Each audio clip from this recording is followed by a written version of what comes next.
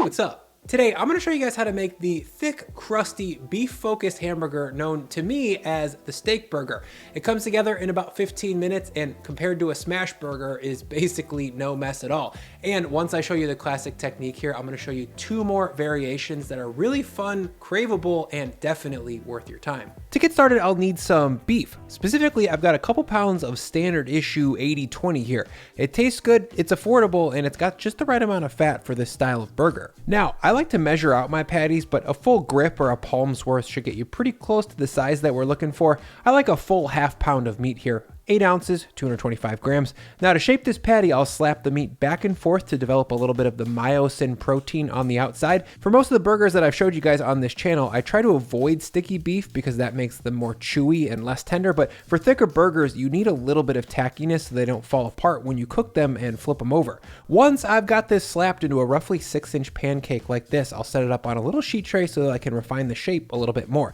From this point, I'm going to straighten up the sides and indent the middle. That indent really helps us avoid that dad style burger meatball shape and instead gives us a nice flat patty once fully cooked. Once I've got a straight-sided indented 8-ounce patty of beef, I'll grab the vessel I'm serving it on to measure it up and make sure that the burger patty is about 15% wider all around. Fatty beef shrinks a ton when cooked, and making the patty larger than the bun is going to give us a cooked burger that fits perfectly onto the bun that it's meant to be served on. By the way, the buns that I'm using in this video are extras from my perfect burger bun video from a few weeks ago. I just threw them into the freezer once they were cooled down, and now this way, when I decide I want a burger, I have the requisite materials on hand ready to rip. Before I cook this burger, I'm going to season the dented side liberally with salt and then a bunch of cracked black pepper. Also, before I cook it, I'm going to get my bun cut, buttered, and then toasted off.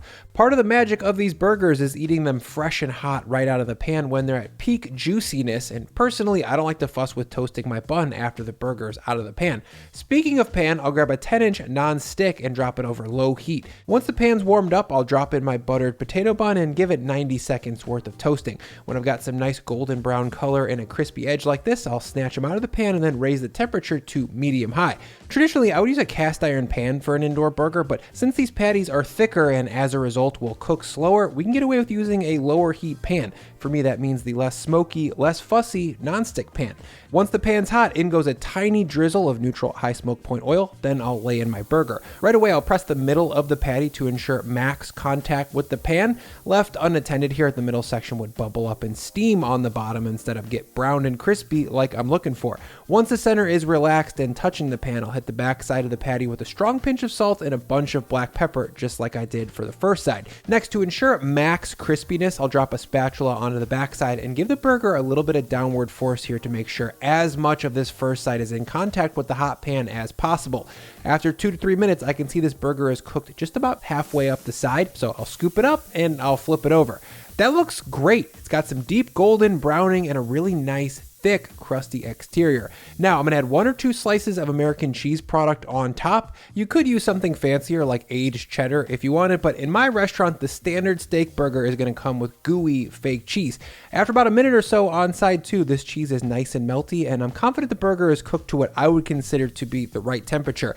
For me, that's about 145 to 150 F. I know you're probably triggered and this is controversial, but it's been my experience that cooking this burger a touch more yields a more pleasant, less mushy texture to the meat, and it's juicier. It sounds counterintuitive, but I'm not lying. You'll see how juicy this is in just a second. Now to finish, I'll slide the hot burger on top of some sliced dill pickles and some butter leaf lettuce, then some very thinly sliced red onion and a thin slice of fresh, in-season ripe tomato. Lastly, I'll swirl on some off-the-cuff burger sauce onto the top toasty bun. I'll share this recipe down below. It's essentially a squeezer of mayonnaise, some yellow mustard, some ketchup, and sriracha that I just stirred together.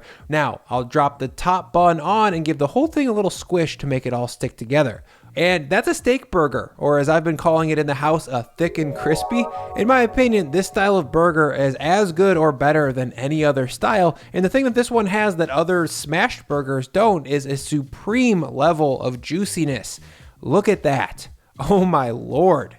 And I promise, this burger's been rested properly for like 8 minutes before I put it on camera, and it's still this juicy. It's unreal. Now, let's take this method and chef it up a little bit. The first version I want to show you guys is a buffalo burger. That's buffalo sauce, melty blue cheese, and celery relish all on a squishy bun.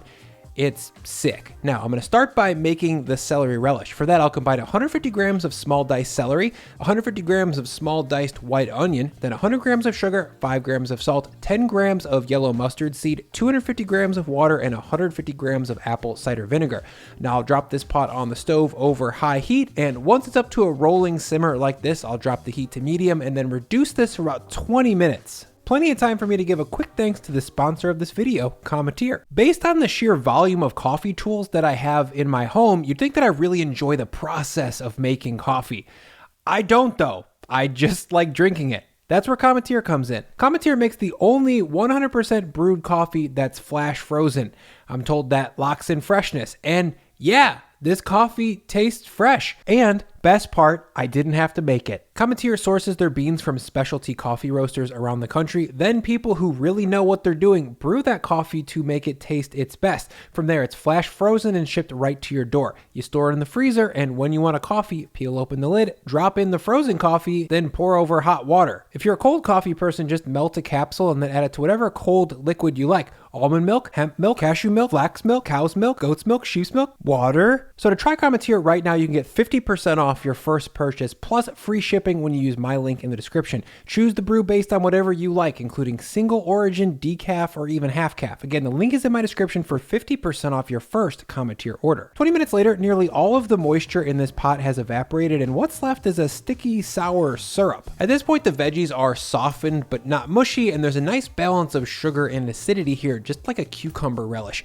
Now, I'll move this stuff off heat and then cool it completely before I use it. Once it's cool, it looks like this. It's sweet, tart, slightly mustardy, and full of that herbal soft celery flavor. You can't have buffalo without a little bit of celery, and this is just a fun way to get it into a burger. Speaking of buffalo, we need to make some buffalo sauce real quick. For that, I'll combine 300 grams of Frank's hot sauce, 25 grams of Worch, and 3 to 4 cloves of minced garlic. I'll stir that to combine, and then I'll reduce it over medium-low heat until it's concentrated by about half. Then in goes 115 grams or 1 whole stick of cubed cold butter.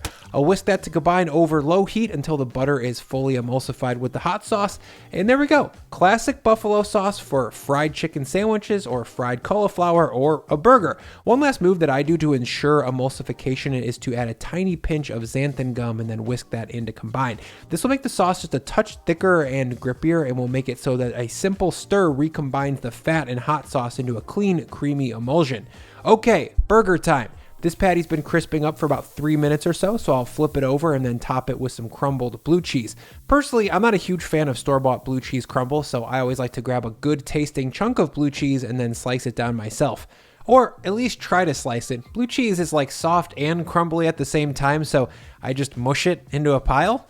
It's weird. Next, I'm gonna pop a lid on for about a minute here so this blue cheese can catch some heat and start to melt. 60 seconds later, I'll pop off the lid, and as you can see, the blue cheese is in that perfect softened, molten state. Now, to build this, the first thing down is my celery relish. A tablespoon or 2 there, spread from edge to edge. Then some butter leaf lettuce for a little clean crunch and to create a moisture barrier between bottom bun and burger. Then my crispy blue cheese patty, and then finally a generous saucing of buffalo.